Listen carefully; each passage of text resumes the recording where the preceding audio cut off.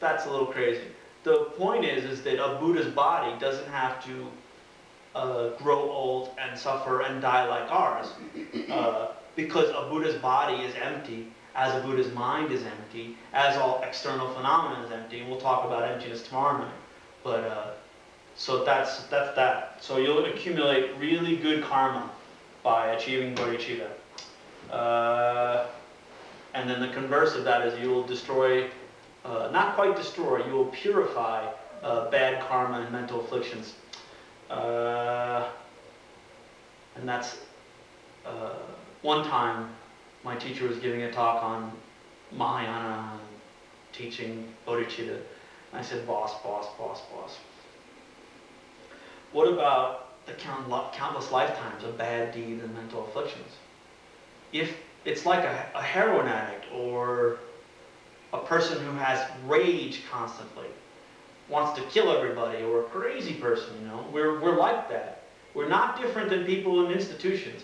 Just because we drive cars and go to work 9 to 5 or whatever you do, have a family, doesn't mean you're not as much crazy. Lord Buddha said, there's 84,000 mental afflictions, and we've got them all. And when you have a direct perception of emptiness, you've got 83,998 more to go.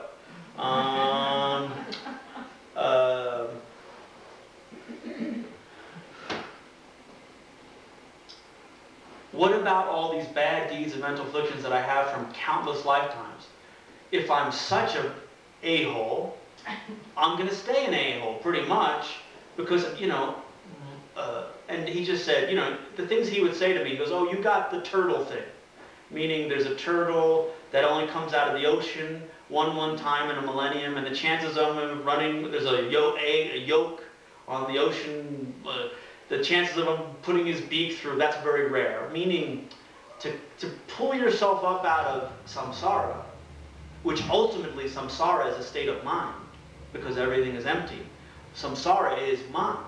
Ultimately, there's a little debate there, but it's very hard to pull yourself out of these bad. We have constant bad behaviors of mind, and you know. And my teacher said, listen, you just got to put your faith in the teacher, and number one, bodhicitta, because with bodhicitta in your heart, that gets killed. You know, it's like that kind of. It's hard to hate people. It's impossible. If you generate bodhicitta, for you to, I mean, you're going to have those past ones ripening, but the power and the virtue of bodhicitta that you've generated, those things will ripen, those karmas, past bad karmas, will ripen as headaches. And even if you manage to get off, you'll go happily. You know, if you have a horrible death, the mind state that you have for generating bodhicitta is inconceivable. Let's see. Is bodhicitta another word for Buddhahood? It's the wish for enlightenment. There are many types of wish for enlightenment. One is just to get to nirvana. One is just to be omniscient. It's mainly to get enlightened. Many pundits, many sadhus, many teachers we're going to get enlightened. I'm going to get enlightened. It's two things. It's wanting to reach enlightenment, and then it's two types of mind. There's often a debate is how could you have both of them together if one is a striving for enlightenment and one is doing it so that you can help every other being. Logically, the average suffering being can only hold one object in their mind. If you have more than one object in your mind, you're generally vacillating between two objects. A Buddha can, in scripture they say, a Buddha can see the emptiness of phenomena and its convention. They can see a convention suffering being and your emptiness at the same time. That's a little above my head, but let's get through the 10 and see where we're going. And then you won't be harmed by demons and other obstacles. And mainly they would just be really lousy people around. Tibetans and Indians have beliefs that there are spirits. In the original Pali Canon, Lord Buddha repeatedly was having conversations with demons. You know, it's one of those things with like the Buddhas of the 10 directions with me. I'm like, you know, who knows if there's demons? It's a little creepy for me. The whole it was cute when I was 5, but I don't know. But modern demons I see is crazy people with mental afflictions and my own mental afflictions. But who knows? There could be, sometimes on Coast to Coast, crazy people come on and they talk about, well, not crazy people, reasonable people say that I just saw, Satan or the devil or some demons. But the Bodhichitta is protection against all that kind of stuff. Why? Because you are using as your object all living beings throughout the vast extent of space. Your motivation is so powerfully good. If you really get that, there are 2 types of bodhicitta. Well, there's a bunch of different types, the way they classify all the different concepts, but mainly there's munlam, the munlam, prayer. Munsanki, the prayer bodhicitta, which is like what we just did, a prayer. I wish to enlighten for the benefit of all living beings. That's an approximation of bodhicitta. That's not actual bodhicitta. Just because you're praying doesn't mean actual bodhicitta is when you have the heart and you do the deeds. You know, you're no longer going through the motions. You're no longer there's a term.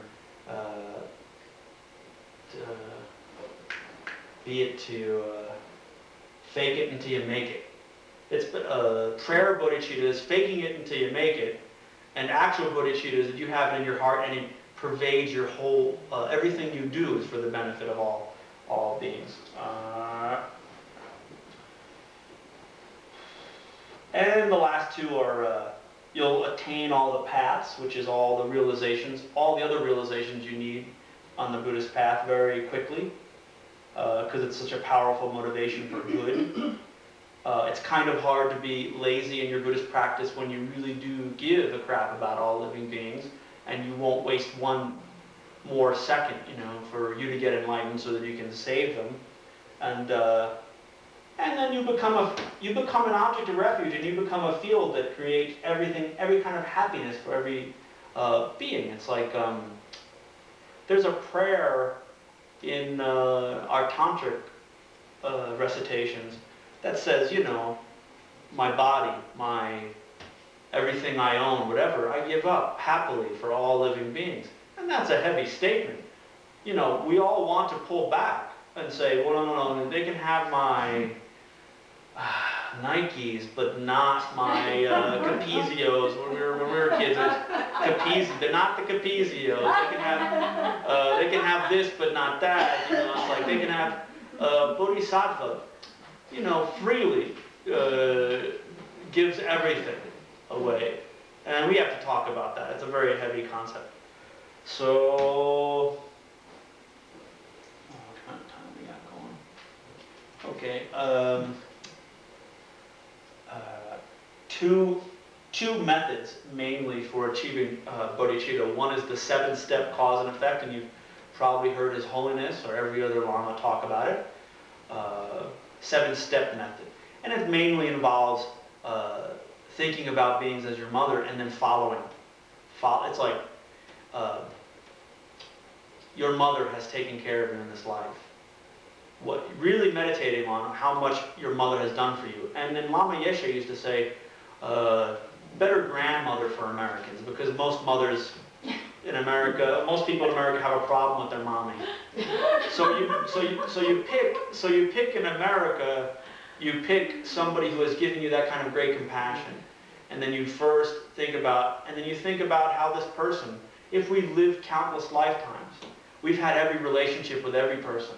So that means sad to say, everybody in this room